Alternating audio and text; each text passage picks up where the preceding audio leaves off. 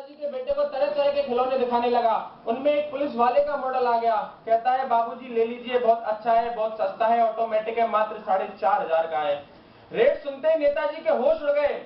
कहते हैं तू हमको बेवकूफ बनाता है, 4,500 का नकली पुलिस वाला हमको बताता है। अरे बेवकूफ, 100 रुपए में तो असली पुलिस वाला ही मिल जाता है, 100 रुपए में तो असली पुलिस वाला ही मिल जाता है। जो लोग मेरे देश की पुलिस को गलत बताते हैं, चोर बताते हैं, उन्हें आज मन से जवाब दे रहा हूँ कि बस इतनी सी बात क्या हुई, बस इतनी सी बात क्या हुई, इस बच्चे का दिमाग सरक जाता है और कहता है पिताजी इन्हीं पुलिस वालों में मुझे संसद को बचाने वालों की सूरत नजर आती है और आपकी ठसियाई बुद्धि आज भी नहीं शर्माती है, और आपकी ठसियाई बुद्धि आज भी नहीं शर्माती है। दोस्तों, मेरी कविता आरंभ करने जा रहा हूं। मेरी कविता का टाइटल है करगिल युद्ध के बाद, जो कि डॉक्टर कुमार विश्वास के द्वारा लिखी गई है।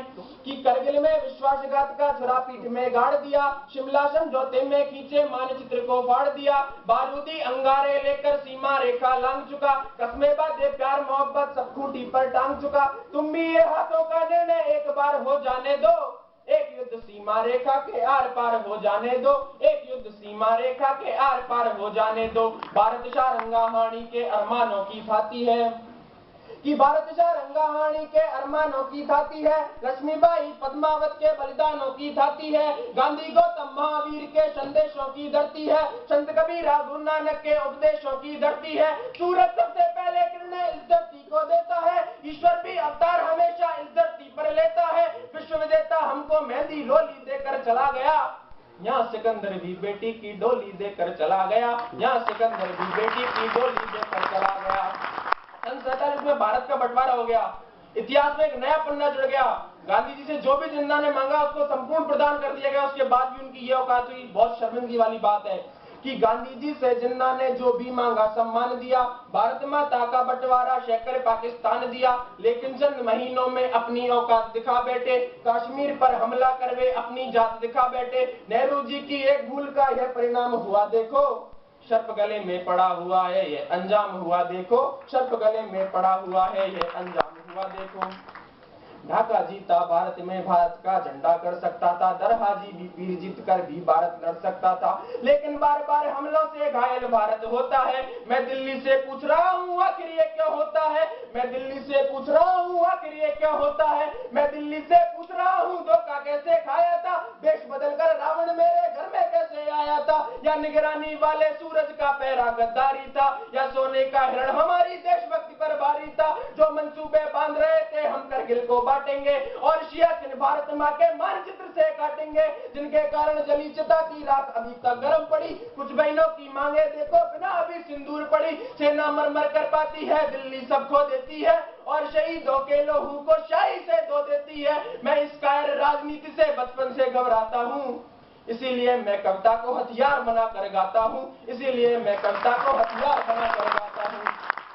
कविता का अंतिम बना आपको प्रस्तुत करने जा रहा हूँ कि मैं केशव का 5 जन्म हूँ, गहन मौन में खोया हूँ, उन बेटों की याद कहानी लिखते लिखते रोया हूँ। कुछ बेटों के बंधन मिल गए हैं बर्फीली घाटी में, बेटी के गठबंधन मिल गए हैं करगिल की घाटी में। पर्वत पर जाने कितने सिंदूरी सपने दफन हुए होंगे, जाने कितने मधुमाशों के जीवन हनन हुए होंगे। टूटी चूड़ी टूटा महावर टूटा कंगन हाथों का, कोई मोल नहीं दे सकता बासंती जज्बातों का, जो पहले पहले चुम्बन के बाद थाम पर चला गया। एक सैनिक जिसकी नई नई शादी होती है अपनी पत्नी को शेष पर छोड़कर भारत माता के लिए लड़ने चला जाता है, क्या बीतेगी उसकी पत्नी पर और क्या बीतेगी उस पर कि जो पहले पहले चुम्बन के बाद थाम पर चला गया, नई दुल्हन को छोड़ शेज पर युद्ध काम पर चला गया। उसको भी बिस्तर की करवट याद रही होगी, खुशबू से भीगे आंचल की सलवट याद रही होगी।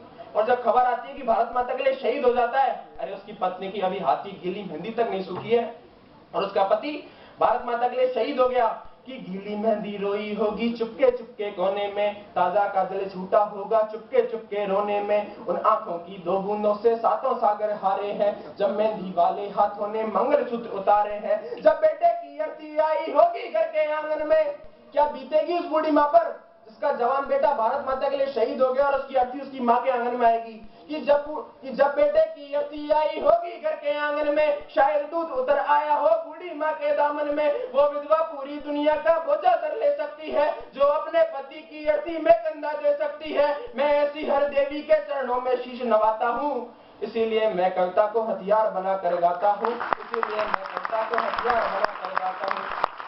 को यहाँ से समाप्त करना चाहूंगा। मुझे लगता है मैं एक बहुत ही ब्रिलियंट दिमाग वाले लोगों के सामने खड़ा हूं, तब पंक्तियां पढ़ता हूं कि सिविल परीक्षा वाला नेताजी कोई सुभाष नहीं, ऐसे बुद्धिजीवियों पर भारत माता को लाभ नहीं, कि सब नौकर है इस बगिया के, जो चाहा फल तोड़ लिया, कोई मालिक नहीं देश को चौराहे पर छोड़ दिया, कोई मालिक नहीं देश को चौराहे पर छोड़ दिया।